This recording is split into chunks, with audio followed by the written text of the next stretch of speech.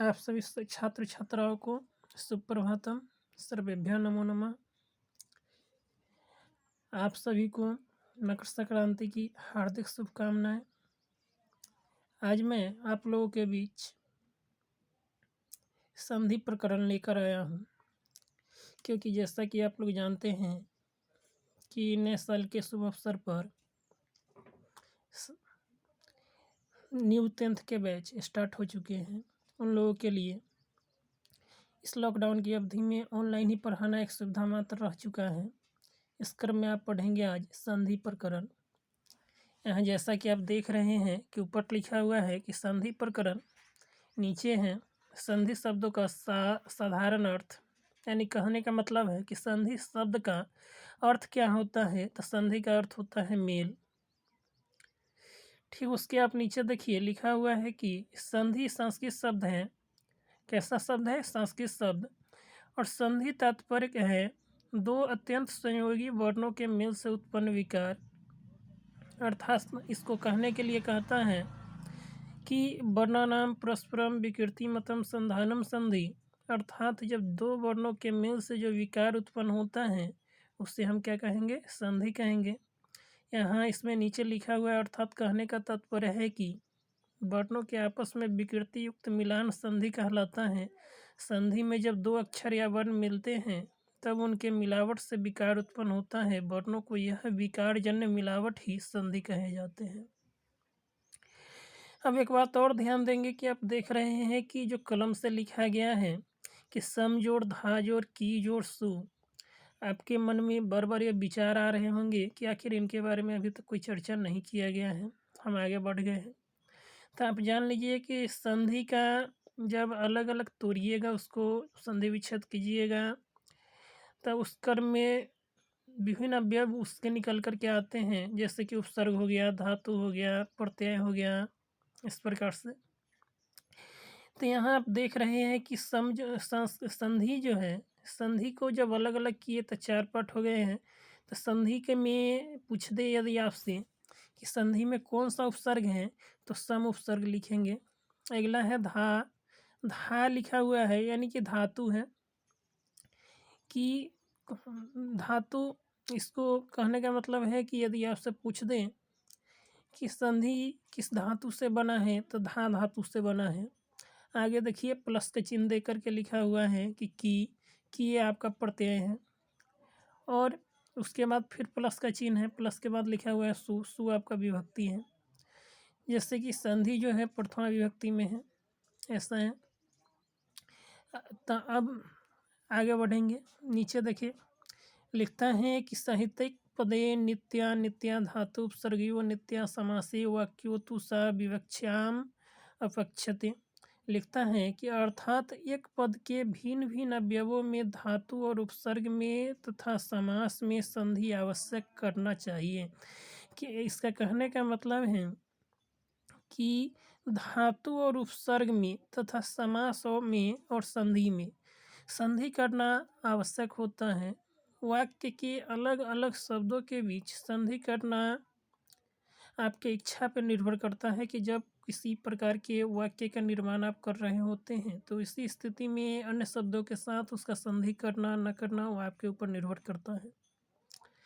परंतु उपसर्ग, प्रत्यय, समास और संधि में संधि आवश्यक होती है। चलिए आगे देखते हैं। कहा जा रहा है कि वर्णों के आधार पर संधि के तीन भेद होते हैं। पहला कहता है स्वर, दूसरा व्यंजन, तीसरा विसर्ग। अब हम जानेंगे कि स्वर संधि स्वरों के मेल से उत्पन्न विकार को स्वर संधि कहते हैं। अर्थात यह कह सकते हैं कि स्वर वर्णों के साथ स्वर वर्णों के मेल से जो विकार उत्पन्न होता है उसे स्वर संधि कहते हैं।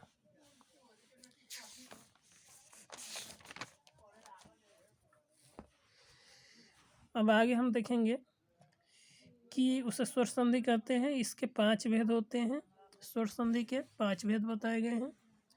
पहला कहता है कि दीर्घ स्वर संधि, दूसरा गुण है, तीसरा वृद्धि, चौथा यन, पांचवा आयादि। यहाँ जो लिखा हुआ है रेखांकित पर इसे निम्न प्रकार से दिखा सकते हैं। अब आगे देखिए कि आपका दीर्घ स्वर संधि की परिभाषा देता है। लिखता है कि अका स्वर ने दीर्घ जब सवर्ण वर्ण, सवर्ण यानी स्वर वर्ण, दीर्घ के बाद सवर्ण ह्रस्व या दीर्घ स्वर है, यानी कि ह्रस्व स्वर या दीर्घ स्वर आवे, तब दोनों के स्थान पर दीर्घ हो जाता है। आप लोग जैसा जानते भी हैं कि दीर्घ स्वर। अब नीचे आप देखेंगे कि इसके उदाहरण दिए हुए हैं, यानी जैसे कि अन्न जोड़ अभाव, यहाँ आगे चल के देखिए लिखा हुआ है अ प्लस अ इक्वल आ, यानी अधन अ बराबर आ, इस प्रकार से, यानी कि अनाभाव में अ और अ वर्णों के बीच संधि हुई है। नीचे देखेंगे लिखा हुआ है शिव जो राले शिवालय। अब पूछ दे आपसे कि शिवालय में किन किन वर्णों की बीच संधि है, तो आगे देखिए इसको ब्रैकेट में लिखा गया है कि अ प्लस आ बराबर आ। नीचे है विद्या जो अर्थी विद्यार्थी। अब आपसे फिर प्रश्न पूछ सकता है कि विद्यार्थी में किन किन वर्णों की भी संधि है, तो ब्रैकेट में देखेंगे कि आ प्लस अ इक्वल आ। नीचे है महा जो राज से महास्य, इसके ब्रैकेट में देखिए यहाँ यदि आपसे पूछा जाए कि किन किन वर्णों के भी संधि है, तो आ प्लस आ इक्वल आ। नीचे देखेंगे इस प्रकार से आप अ और आ के दीर्घ होने का 4 प्रकार जान गए।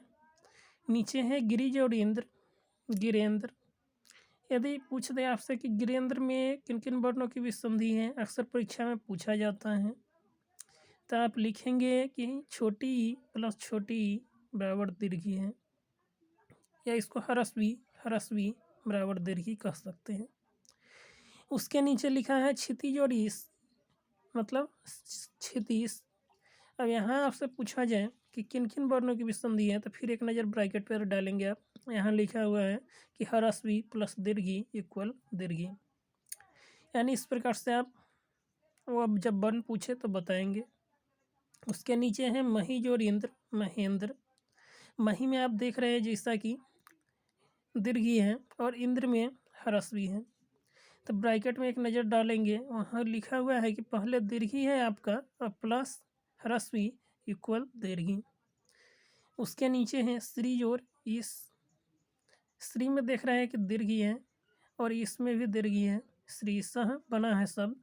यहाँ यदि पूछ दे कि श्रीसा में किन किन वर्णों की भी संधि हुई है, तो आप लिखेंगे कि दीर्घी प्लस दीर्घी बराबर दीर्घी।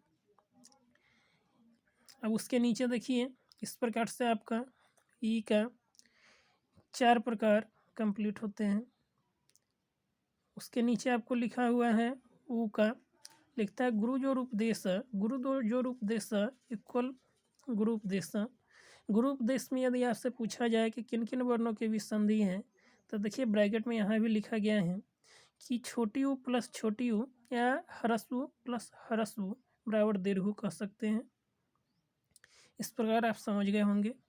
अगला कहता है कि स्वयंभू प्लस उदय, यानी यहाँ आपको बताया जा रहा है कि स्वयंभूदय यानी दीर्घ। पहले स्वयंभू में देखेंगे आप कि दीर्घ है और उदय में ह्रस्व है, तो दीर्घ प्लस ह्रस्व के बीच संधि हुई है और रूप बना है दीर्घ। उसके नीचे देखिए लघु जो उर्मी, रूप बना है लघुर्मी। लघु में जैसा कि आप देख पा रहे हैं कि छोटी ऊ की मात्रा है और उर्मी में दीर्घ की मात्रा है। तो यदि आपसे यहाँ प्रश्न पूछ दिया जाए कि लघुर्मी में किन किन वर्णों की भी संधि हुई है, तो लिखेंगे कि छोटी ऊ प्लस दीर्घ यानी ह्रस्व प्लस दीर्घ इक्वल दीर्घ। अभी तक आपके 3 उप प्रकार के जाने हैं, चौथा इसमें नहीं दिया हुआ है, लेकिन आप जानेंगे छूट किया गया है आपका। सो देखिए ऊ छोटी ऊ प्लस छोटी ऊ यहाँ दिए हुए हैं, ब्रैकेट में एक नज़र डालेंगे आप। फिर उसको देता है कि दीर्घ प्लस छोटी ऊ यानी ह्रस्व प्लस दीर्घ, तो यहाँ आपका छूट रहा है दीर्घ प्लस दीर्घ। तो इसका एक उदाहरण होगा कि उसको क्या कहेंगे, छोटी सी बधु जो और उर्मी, बधुर्मी आपका बनेगा। बधु में जो होता है कि अक्सर जो बधु का जो अंतिम ऊ है वो दीर्घ होता है और उर्मी का दीर्घ आप जैसा कि देख पा रहे हैं, तो दीर्घ प्लस दीर्घ बराबर दीर्घ हो सकता है, ऐसा कहेंगे।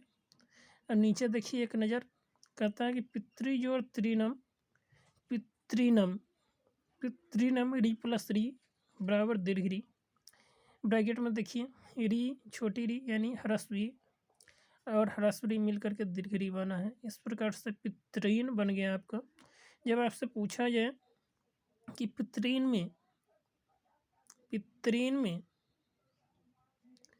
कौन सा संधि है तो आप बताएंगे कि दीर्घ संधि है। पितृन किन किन वर्णों के बीच संधि हुई है तो री प्लस री अर्थात दोनों छोटी छोटी री ही हैं, या इसको कह सकते हैं कि ह्रस्व री है। धन्यवाद, आज के लिए इतना ही, फिर अगले वीडियो में मिलते हैं।